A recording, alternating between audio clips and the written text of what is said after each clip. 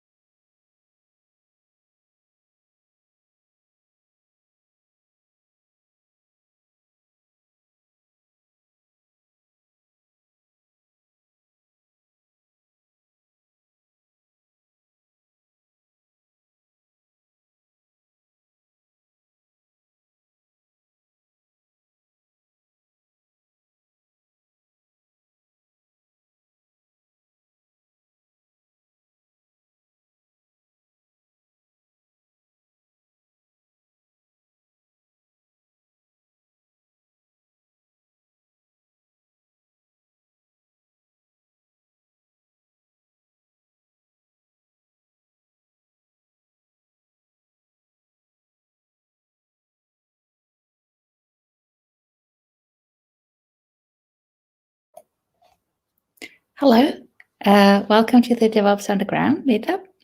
Today we have Rafael Lescaut with us. He's going to talk about architectural caching patterns for Kubernetes. Rafael, the stage is yours. Hello, everyone. It's a pleasure to be here and to speak to you I'm speaking from Krakow, from Poland. Let me screen share and we can start with the presentation. So you should see my slides. So the talk is titled Architectural Caching Patterns for Kubernetes. But first, a few words about myself. I'm a tech lead of the cloud native team at Hazelcast. Before I worked at Google and CERN, and I'm also an author of the book Continuous Delivery with Docker and Jenkins. And from time to time, I do conference speaking and trainings, but that's not my main job. On a daily basis, I'm a developer. And as I mentioned, I live in Krakow in Poland. A few words about Hazelcast. So Hazelcast is a distributed company, and it is distributed in two meanings. First meaning is we are distributed because we produce distributed software. But the second meaning is we are distributed because we all work remotely, and we always work remotely. It's not only now. This company was formed in a remote manner. Our products are Hazelcast IMDG, which stands for In-Memory Data Grid. People mainly use it for caching or but basically it's a tool we call it a Swiss knife for distributed computing, because it can provide you a lot of features you need. We have also a product called Hazelcast Jet, which is a library for stream processing. And our third product is Hazelcast Cloud, which is Hazelcast as a service. Our agenda for today is pretty simple. There will be short introduction about microservices and Kubernetes and generally caching in Kubernetes. And then we will walk through all possible caching patterns, all possible caching topologies that you can use in your system. And while I'll be talking, I would like you to focus on two things. First thing is which of this pattern you use in your system, because you most probably use some caching, and you must use one of this pattern because this list is complete. And the second thing I would like you to think about is, would it make sense for my system to change to any other topology? Would it be beneficial for any reason? And with these two things, I leave you to listen to this presentation. So the introduction. So we are in the Kubernetes. It's Microservice World. So we usually have a lot of microservices. They are written in different programming languages. They have versions. They use each other. So there's a lot of things happening.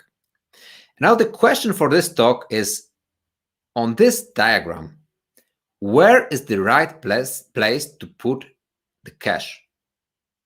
Is it inside of each service? So every service should embed the caching. Or maybe it's outside as a separate unit in our system. Or maybe we should put cache in front of the service. And that's what we will describe. So the first caching topology, the first caching pattern you can use in Kubernetes is embedded cache. So embedded cache is like a simplest possible caching you can use. The diagram for this looks as follows. So we have our Kubernetes system, and the request goes to our system.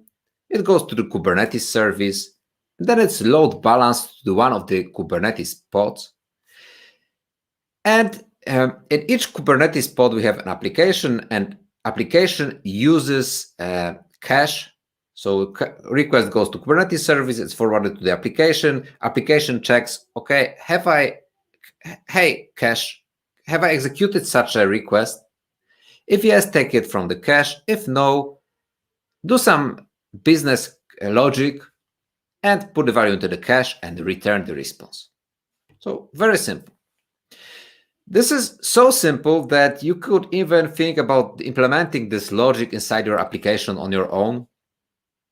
If you happen to love Java, that is how it could look like. But in any programming language, you could actually, this would be more or less the same.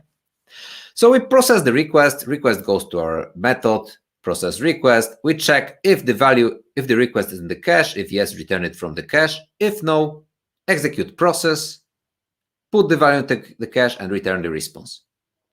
In Java, for this, we could use concurrent hash map. In any other programming language, you will find your collection to implement it.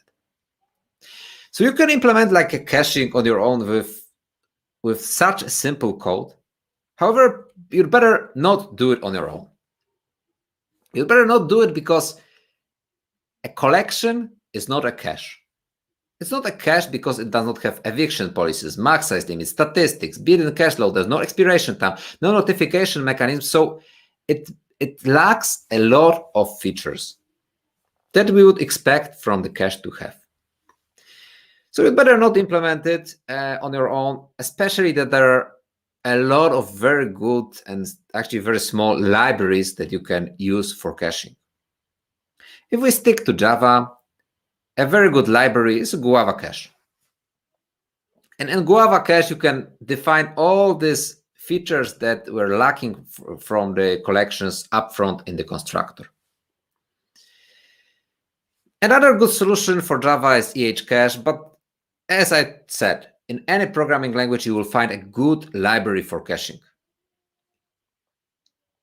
Now, we can take this idea of caching like one abstraction level higher and not write like a code, like a low-level code for caching, but put caching functionality inside our application framework.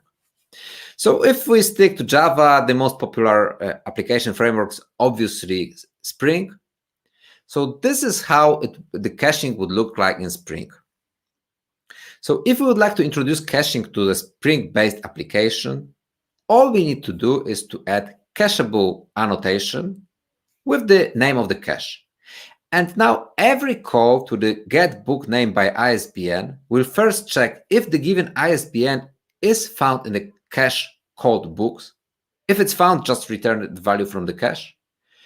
Only if it's not found, then we execute find book in slow source.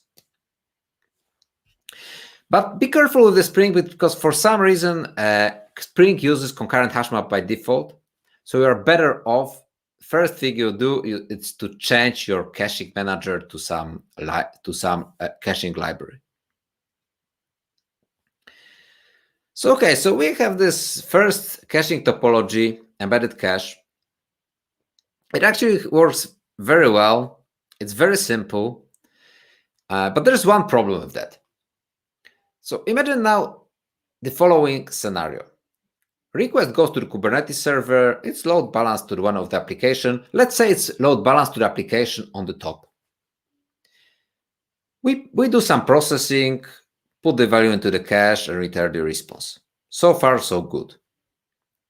Now, the same request can go to our system, but this time it's load balanced to the application on the bottom. And what happens? The application needs to do the business logic once again, because these caches in each application replica, they are completely separate.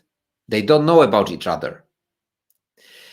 That is why one of the improvements to the embedded cache could be to use embedded distributed caching. It is still like the same idea, the same topology. However, this time we'll use a different library. And in our example, we will use Hazelcast, which is a very good actually tool for distributed caching. So this is how the diagram will look like. So it starts the same. The request goes to the Kubernetes service. It's forwarded to the application.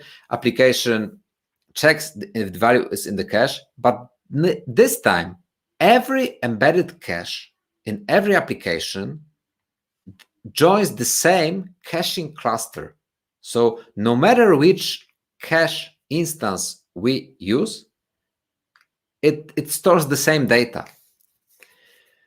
So, and Hazelcast is just a library. So if we stick to this example of Spring, all we need to change is to tell Spring, hey, Spring, use Hazelcast as a cache manager, and that's it.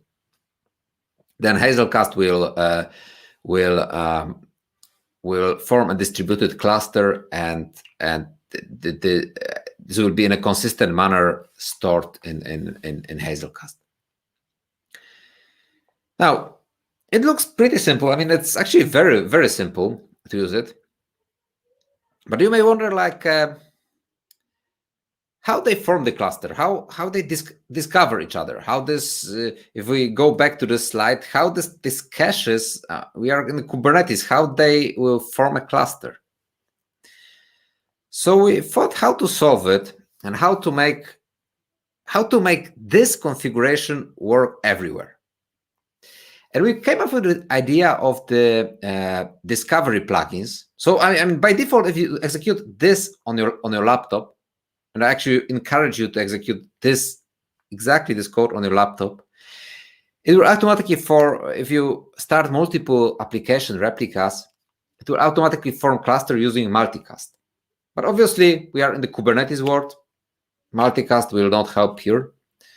So we thought how to provide it, and we came up with the idea of so-called discovery plugins. So Hazelcast first starts, and it checks, okay, in which environment I am running in. It detects, okay, I'm running in Kubernetes, so I should use Kubernetes plugin, and then it uses Kubernetes API to discover other members. If you would like to be more specific, you can explicitly define, I would like to use Kubernetes plugins, and you can have some configurations if you would like to have multiple Hazelcast cluster in the same namespace, you can obviously do it.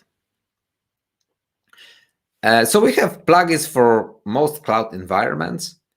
If you don't use Kubernetes or you use some very specific environment, you can always piggyback on Euroca or Zookeeper for the discovery.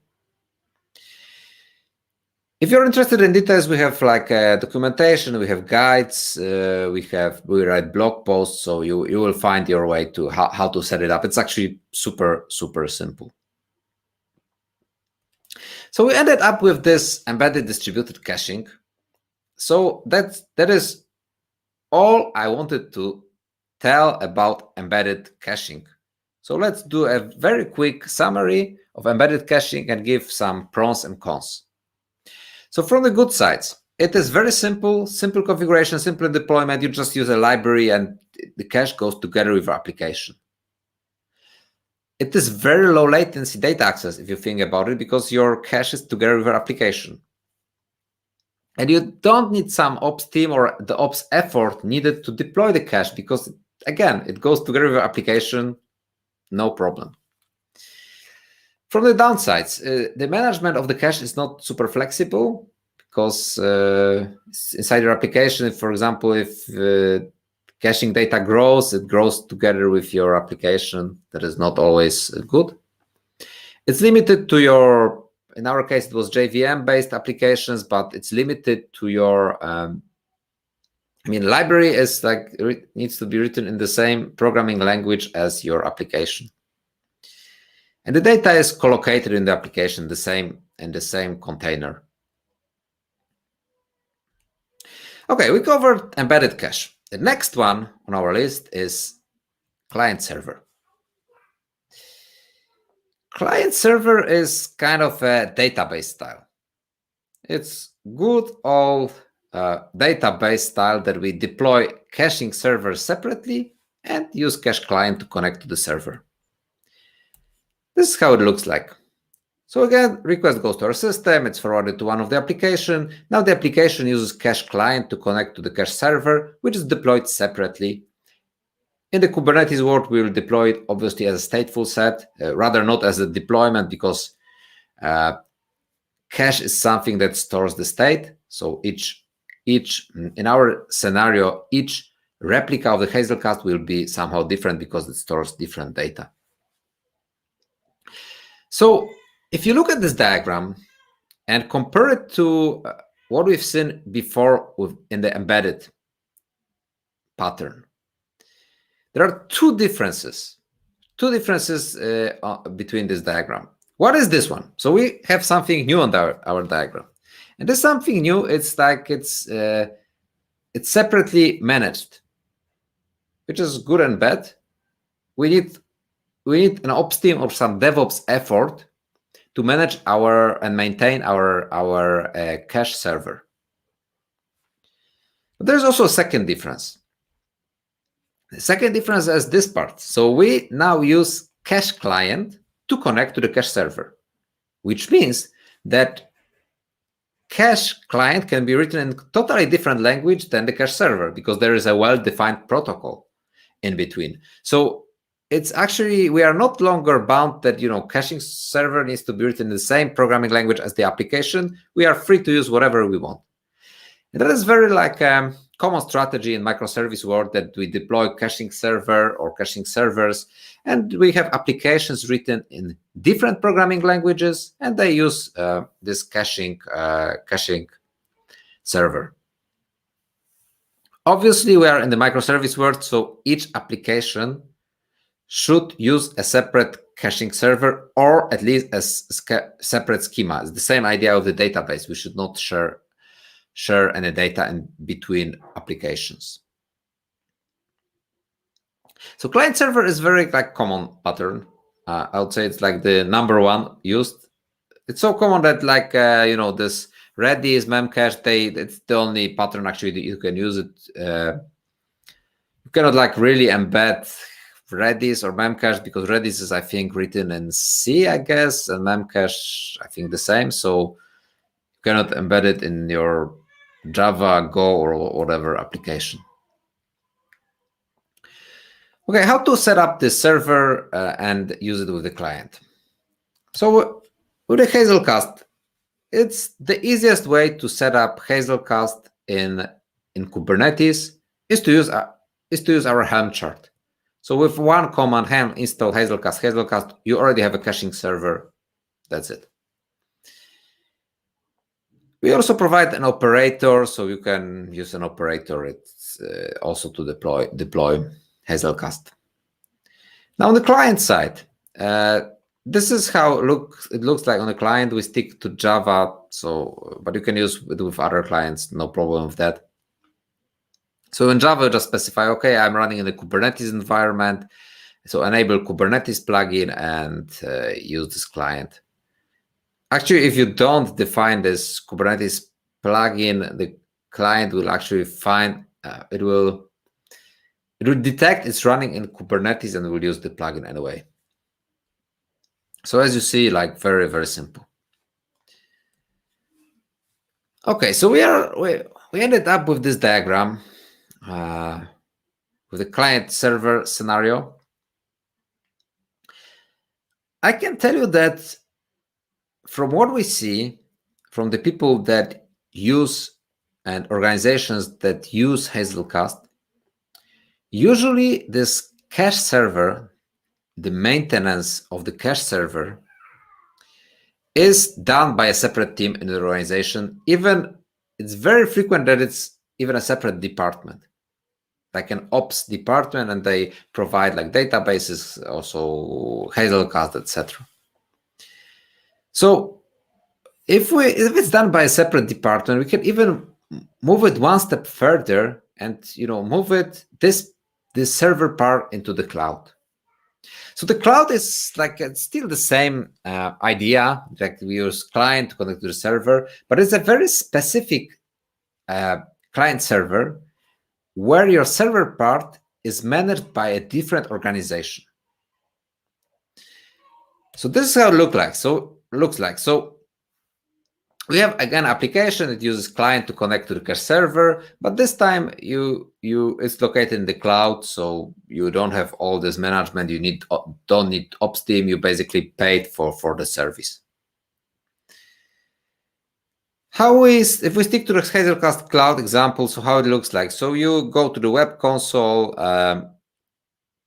set up the Hazelcast cloud. Hazelcast, you click create cluster, define all the parameters, and boom, cluster is there. Very simple. You can use CLI it's the same idea. So it's actually super simple. I encourage you to use it. Actually, you get some free credits and just to play around, because it's actually, it will not take you more than, I don't know, 15 minutes or 20 minutes to check it out. So you set up the Hazelcast server, and then how to use it in the client. So this is like a sample client configuration. So you specify, okay, I would like to use get cloud config. So they like to use cloud configuration, and you give the discovery token. Discovery token is something that you take from your web console. So basically, you create a cluster, and then you can take the discovery token. You put it into your client, and that's it. They will find their way. So as I told you, like, it's pretty simple. So the cloud solution is obviously the good one. But there is one thing I would like to stress out here. Because let's go back to this, to this slide.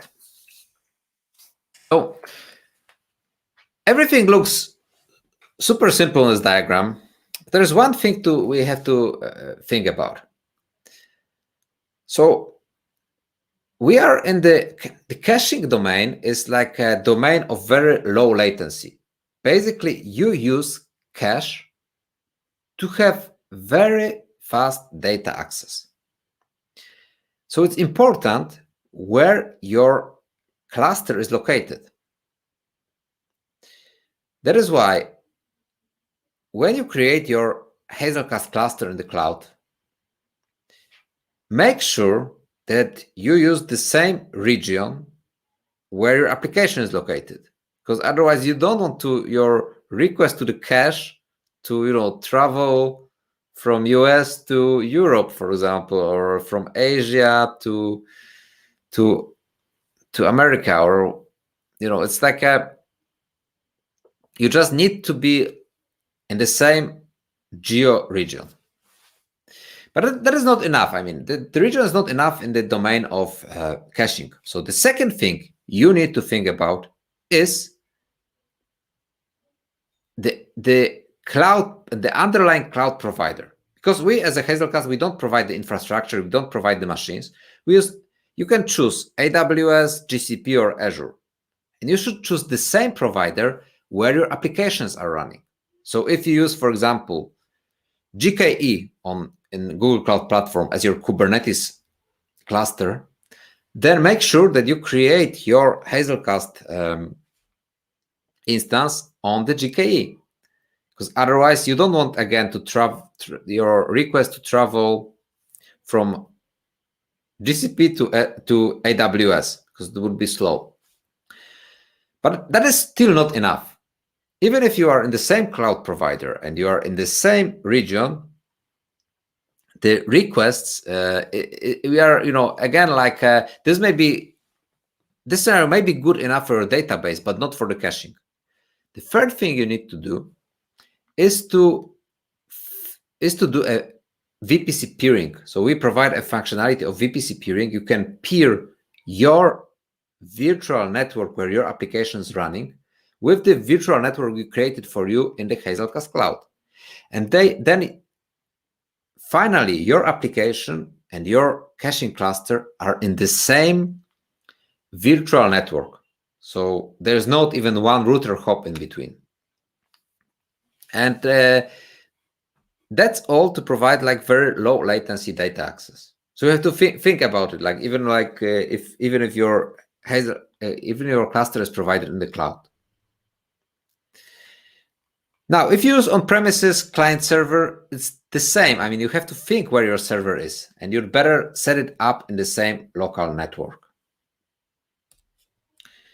Short summary about like client server and cloud cache. So what is good about it? So we have like data separate from the applications. We have separate management. So there is like a peak time. You can scale up your cache cluster from 3 instances to 10 instances you don't need to touch your application. And it is programming language agnostic because we use a client to connect to the server. There is well-defined protocol, no problem. From the downsides, we have we need some ops effort, additional people need, or we have to pay it for the cloud provider. Higher latency, it's not necessarily higher, but you need to think about latency. So you need to really think where your server is located. Okay, the next, we cover client server and cloud. So the next pattern for today is Sidecar. So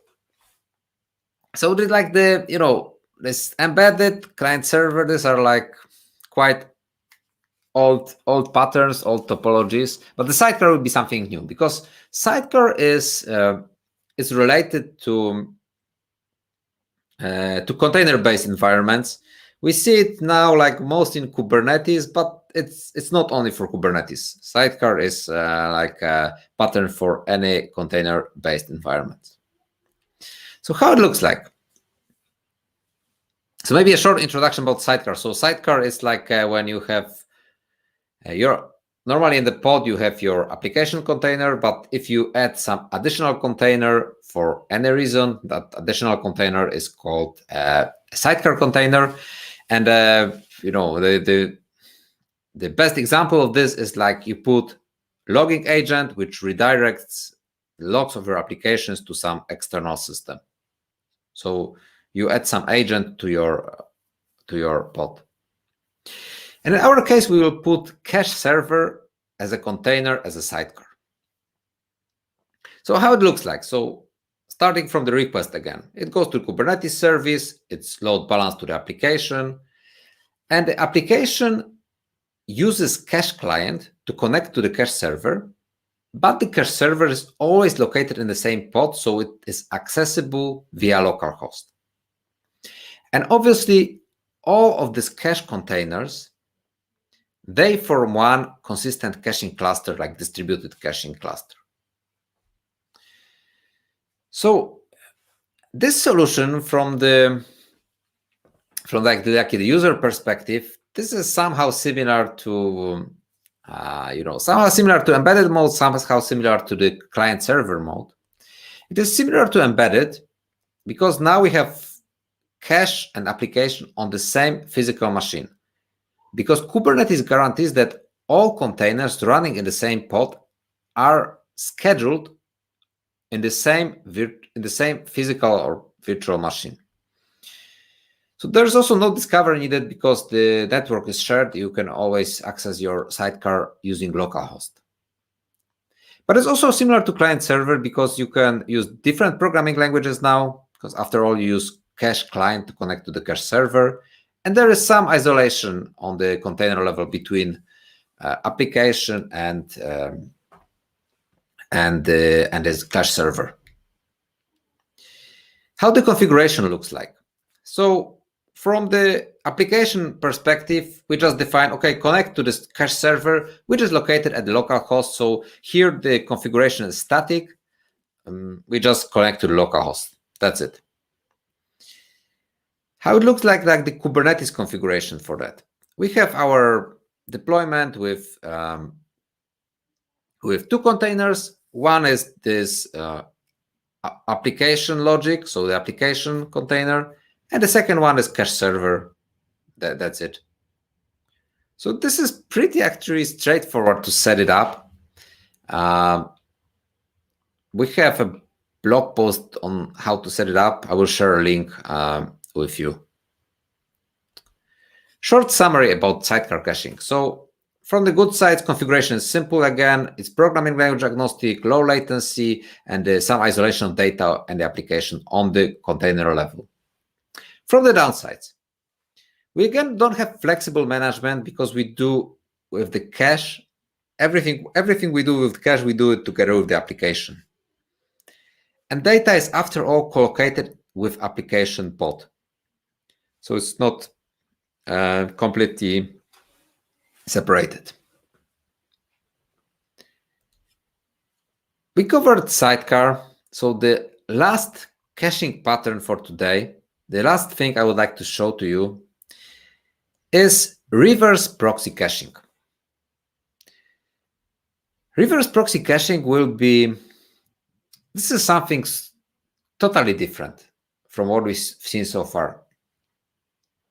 Because so far, no matter if it was embedded, client server, cloud, sidecar, the application was aware that such thing as a cache exists. So I always presented you the configuration for the application and the how to configure this in the application, the caching. But this time we will do something different. We'll put cache in front of the application, so the application will not even be aware that such a thing as cache exists. This is how it looks like. So we have like a request going to our system.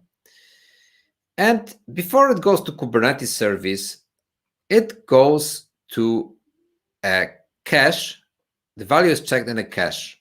In Kubernetes, you can even configure this. NGINX is a very good solution for that. So in Kubernetes, you know, like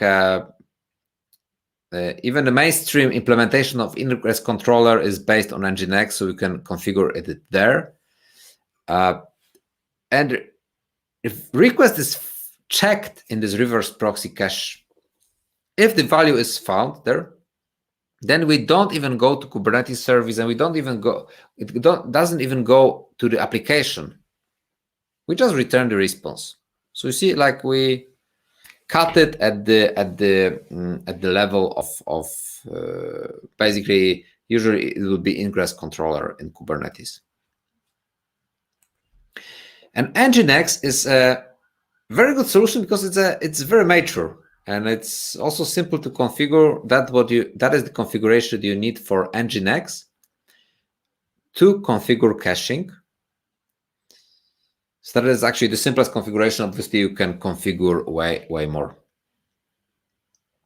And NGINX is mature, but it has some drawbacks. So the drawbacks of NGINX is it's HTTP based, it's not distributed and not highly available, and data is stored on the disk. Maybe it's not necessarily stored on the disk. It's like but it can be offloaded to the disk, which may mean that you may have different latency for different data, which is, for example, not the case for Hazelcast when we guarantee that your data is stored in memory. Now you get an idea of the reverse proxy. So now we can combine this idea of the reverse proxy and the sidecar and create last variant of our last variant of caching pattern, which will be reverse proxy sidecar pattern. Reverse proxy sidecar pattern looks like that.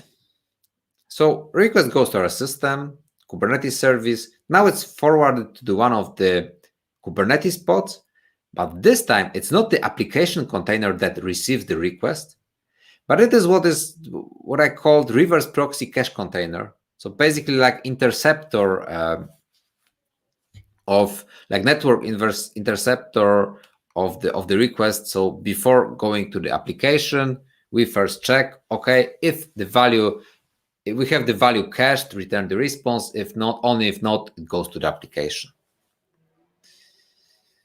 So if you think about this idea, like not only this reverse proxy sidecar, but also the reverse proxy caching, this idea that, you know, the application is not aware of the cache, this whole idea has some good sides and bad sides. So maybe let's be optimistic and start from what is good about it. So you remember this diagram from the beginning of this presentation. So we have a microservice system. The services, they use each other. They are written in different programming languages. They have versions.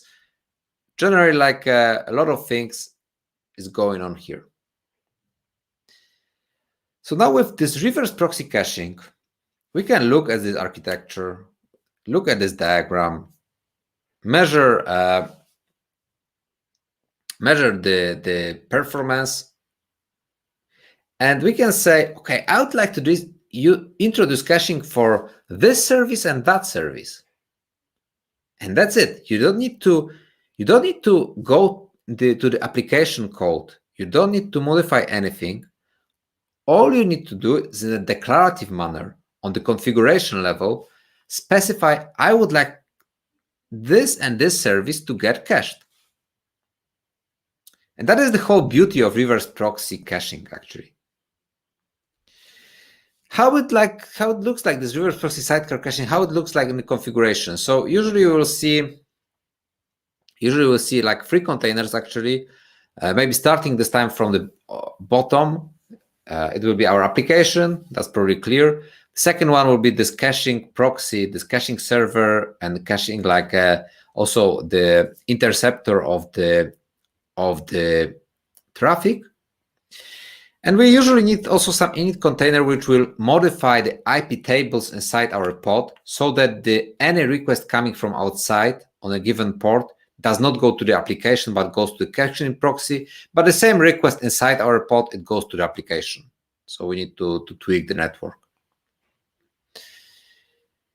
So if we look at this diagram and this whole idea, you can think, I already know this idea. I know what's going on. This is what's going on. It's called service meshes. You may see like an Istio.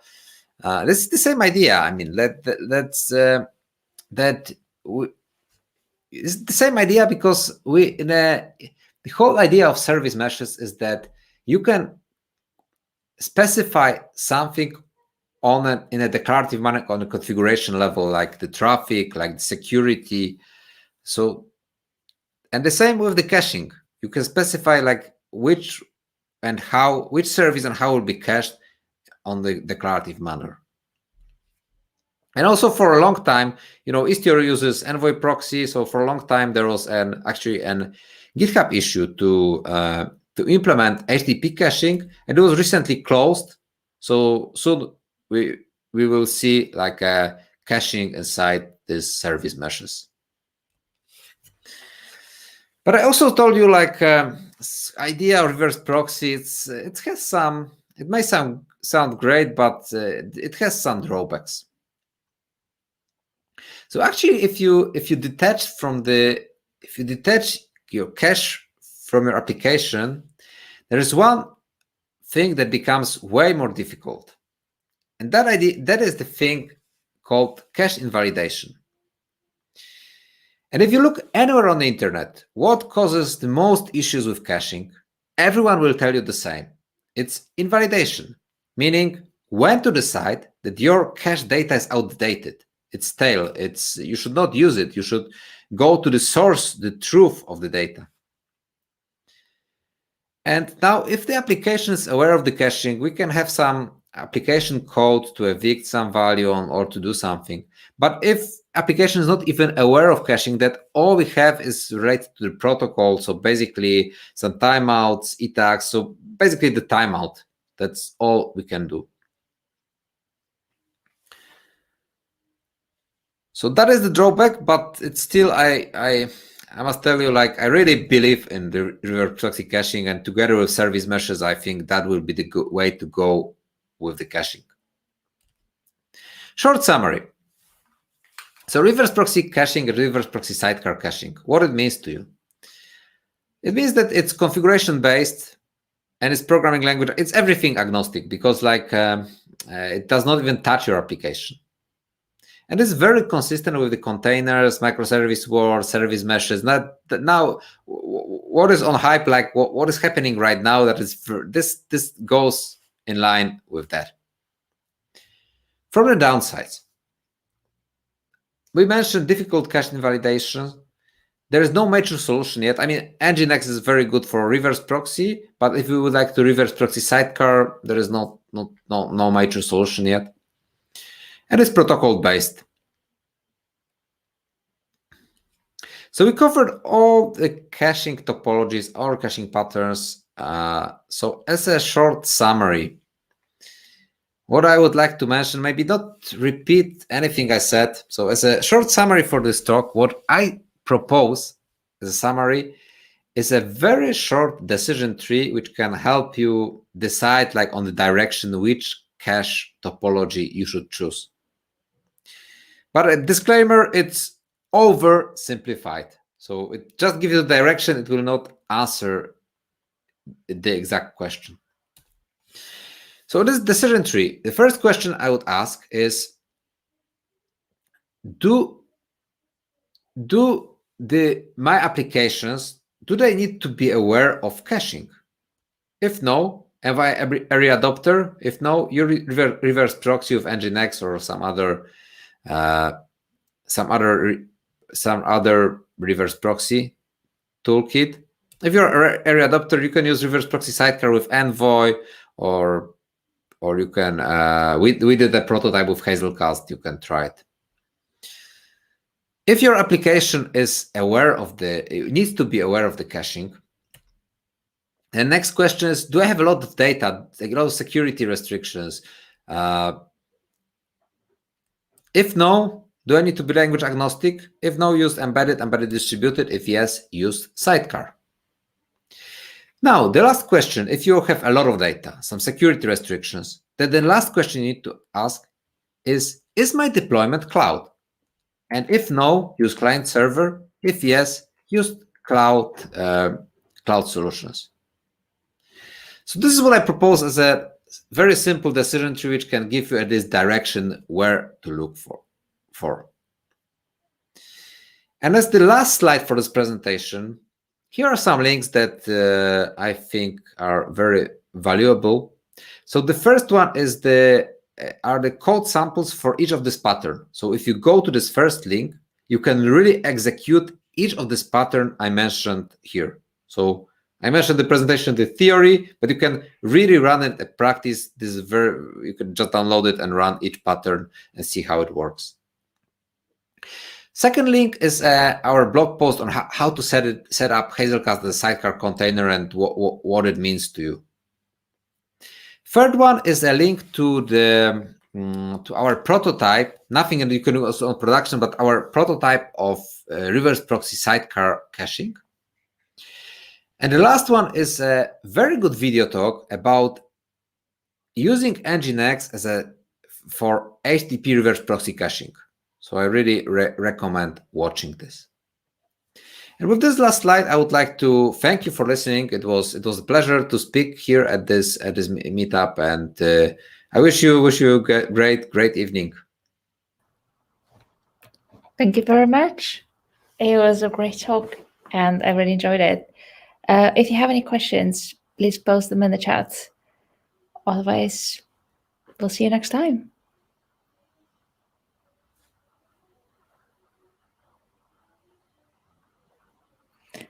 All right. We'll see you next time. Thank you very much for listening. Bye.